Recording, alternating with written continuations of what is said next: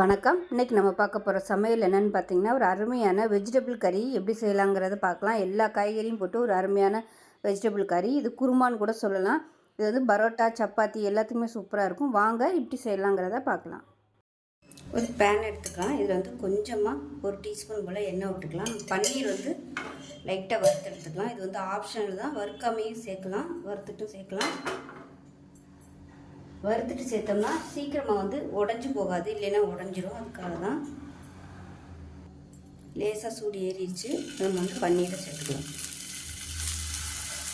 இப்போ பன்னீர் நல்லா வறுபட்டுருச்சு. இந்த அளவுக்கு லேசாக வறுபட்டால் போதும். ரொம்ப அப்படியே சவக்க வறுக்கணும்னு அவசியம் இல்லை. இப்போ தண்ணியாக எடுத்து வச்சிடலாம். இப்போ ஒரு மிக்சி ஜார் எடுத்துக்கலாம். 1/4 கப் அளவுக்கு துருவன தேங்காய் சேர்த்துக்கலாம். அதேமாதிரி 1 டேபிள் ஸ்பூன் அளவுக்கு வெள்ளை எள்ளு சேர்த்துக்கலாம். இதுக்கு வந்து வெள்ளை எள்ளு தான் சேர்க்கணும், கருப்பு எள்ளு சேர்க்கக்கூடாது. அதே மாதிரி ஒரு 10 முந்திரி பருப்பு சேர்த்துக்கலாம். அதே மாதிரி ஒரு 6 பாதாம் பருப்பு சேர்த்துக்கலாம். சின்ன துண்டாக பட்டை சேர்த்துக்கலாம். 2 கிராம்பு சேர்த்துக்கலாம். இது கூடவே ஜாதி பத்திரி நம்ம பிரியாணிக்கெலாம் சேர்ப்போம் இல்லையா, அது வந்து இந்த அளவுக்கு சேர்த்திங்கன்னா போதும். அது ரொம்ப ஃப்ளேவராக இருக்கும். அதனால் இந்த அளவுக்கு மட்டும் சேர்த்துக்கோங்க. இப்போ இது வந்து அரைச்சிக்கலாம். இது கூடவே நல்லா ஒரு 1/4 கப் அளவுக்கு தயிர் சேர்த்துக்கோங்க. தயிர் சேர்த்திங்கன்னா டேஸ்ட் நல்லாயிருக்கும். இப்போ என்கிட்ட இல்லை, அதனால் நான் வந்து சேர்க்கலை. குருமாவுக்கு வந்து தயிர் சேர்த்திங்கன்னா நல்லா ரிச்சாகவும் இருக்கும், டேஸ்ட்டும் சூப்பராக இருக்கும். இருந்துச்சுன்னா 1/4 கப் அளவுக்கு சேர்த்து அரைச்சிக்கோங்க. நான் இன்றைக்கி வந்து சும்மா அரைச்சிக்கிறேன். இப்போ நமக்கு பேஸ்ட் ரெடி ஆயிடுச்சு. ஒரு குக்கர் எடுத்துக்கலாம். இதில் வந்து நெய் சேர்த்துக்கலாம். நான் வந்து இன்றைக்கி நெய்யில் தான் குருமா தாளிக்க போகிறேன். டேஸ்ட்டு நல்லாயிருக்கும். உங்களுக்கு விருப்பம் இல்லைன்னா நார்மல் எண்ணெயிலே சேர்த்துக்கலாம். என்றைக்காவது ஒரு நாள் இந்த மாதிரி நெய்யில் வந்து குருமா செஞ்சு பாருங்கள், டேஸ்ட்டு சூப்பராக இருக்கும். நம்ம வந்து ரெகுலராக நெய் சேர்க்க முடியாது. வாரத்தில் ஒரு நாள் இல்லை 2 வாரத்துக்கு ஒரு தடவைனாலும் இந்த மாதிரி செஞ்சு சாப்பிட்டிங்கன்னா டேஸ்ட்டாகவும் இருக்கும். எண்ணெய் சூடானதும் ஒரு பிரியாணி இலை சேர்த்துக்கலாம். அதோட 1 டீஸ்பூன் போல் சீரகம் சேர்த்துக்கலாம். இப்போ நல்லா பொரிய ஆரம்பிச்சிருச்சு. இதில் மீடியம் சைஸாக ஒரு பெரிய வெங்காயம் சேர்த்துக்கலாம். நான் அது கூடவே ஒரு 4 சின்ன வெங்காயமும் சேர்க்குறேன். இது ஃப்ளேவருக்காக மட்டும்தான்.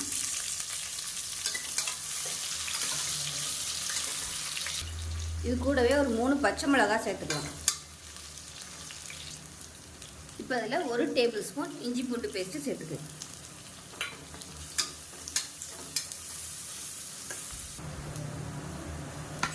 இஞ்சி பூண்டு பேஸ்ட்டு நல்லா வதங்கிருச்சு. இதில் மீடியம் சைஸாக ஒரு தக்காளி சேர்த்துக்கலாம். நீங்கள் வந்து தயிர் சேர்க்குற மாதிரி இருந்துச்சுன்னா தக்காளியோட அளவு வந்து குறைச்சிக்கோங்க. இந்த அளவுக்கு போதும். இதுக்கு மேலே வந்து சேர்க்க வேணாம். ஏன்னா தயிரில் இருந்து புளிப்பு வரும். அதனால தக்காளி வந்து கம்மியாகவே சேர்த்துக்கோங்க.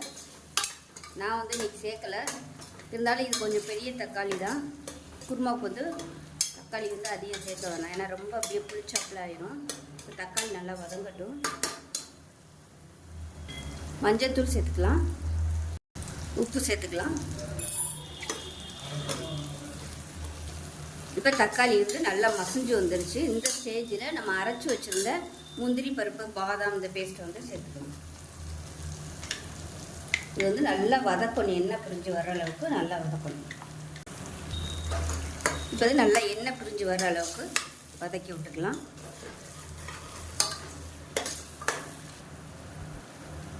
இப்போ பார்த்தீங்கன்னா நல்லா எண்ணெய் பிரிஞ்சு வந்துடுச்சு பாருங்கள். இந்த அளவுக்கு நல்லா வதக்கணும். தயிர் சேர்த்திங்கன்னா இன்னுமே உங்களுக்கு நல்லா அப்படியே எண்ணெய் விட்டு வரும். இப்போ இதில் வந்து நம்ம மசாலா எல்லாமே சேர்த்துக்கலாம். இப்போ அதில் 1 டேபிள் ஸ்பூன் அளவுக்கு மிளகாத்தூள், அதே மாதிரி 1 டேபிள் ஸ்பூன் தனியாத்தூள், 1/4 டேபிள் ஸ்பூன் சீரகத்தூள் சேர்த்துட்டு நல்லா வதக்கி விட்டுக்கலாம்.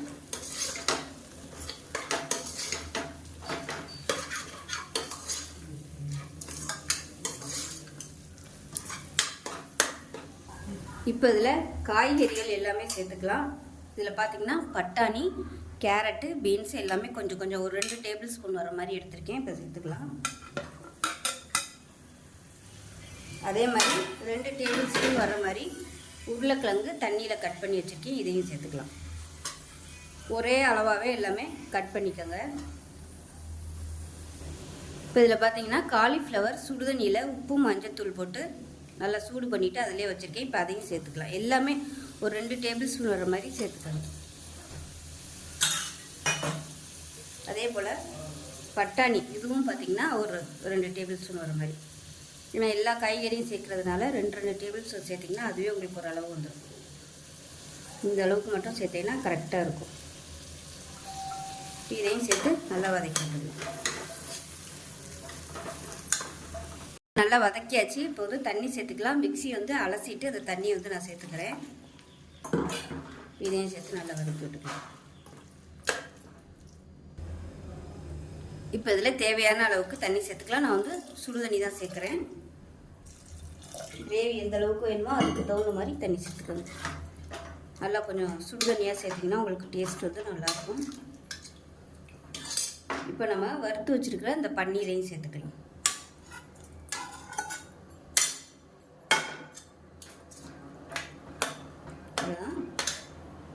தேவையான அளவுக்கு உப்பு சேர்த்துக்கலாம். இப்போ குக்கரை மூடி வச்சுட்டு 2 விசில் விட்டுட்டு ஸ்டீம் போனதுக்கப்புறம் பார்க்கலாம். இப்போ நல்லா விசில் விட்டு ஸ்டீம் போயிடுச்சு, எப்படி இருக்குன்னு பார்க்கலாம். பாருங்கள், நல்லா அருமையாக வந்துடுச்சு. இப்போ நான் சொல்லியிருக்க அளவு பார்த்திங்கன்னா ஒரு 4லேருந்து ஒரு 5 பேர் சாப்பிட்லாம். இப்போ இதில் கஸ்தூரி மெத்தி வந்து 1 டேபிள் ஸ்பூன் சேர்த்துக்கலாம். அதோட 1/4 டேபிள் ஸ்பூன் கரம் மசாலா சேர்த்துக்கலாம். நல்லா கலந்து விட்டுட்டு சிம்மரில் 1 செகண்ட் கொதிக்கட்டும். மீடியமான ஃப்ளேமில் அப்படியே கொஞ்சம் கொதிக்கட்டும். இப்போ 1 நிமிஷம் சிம்மரில் விட்டாச்சு. சூப்பராக வந்துடுச்சு பாருங்கள். இப்போ மேலாப்பில் கொத்தமல்லியில் தூவி அமர்த்திடலாம். அவ்வளோதான், அருமையான வெஜிடபிள் கறி ரெடி ஆயிடுச்சு. சப்பாத்திக்கெலாம் சூப்பராக இருக்கும். ஸோ செஞ்சு பாருங்கள். செஞ்சு பார்த்துட்டு எப்படி வந்துச்சுங்கிறத சொல்லுங்கள். வீடியோ பிடிச்சிச்சின்னா லைக் பண்ணுங்கள், கமெண்ட் பண்ணுங்கள், சேனலை சப்ஸ்கிரைப் பண்ணுங்கள், பக்கத்தில் உள்ள பெல் பட்டனையும் ப்ரெஸ் பண்ணுங்கள். நன்றி.